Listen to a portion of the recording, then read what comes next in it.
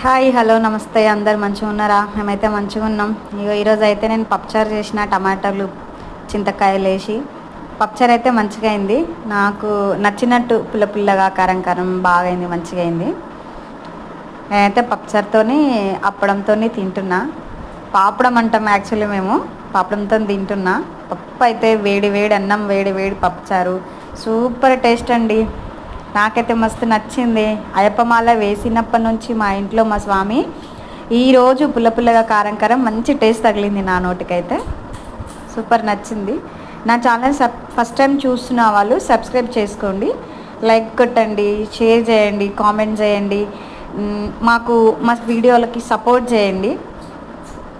అందరికీ పేరు పేరున అందరికీ చెప్తున్నాను, నాకు సపోర్ట్ చేయండి ప్లీజ్. సబ్స్క్రైబ్ చేయండి. DRS vlogs 1027. ఓకేనండి, బాయ్.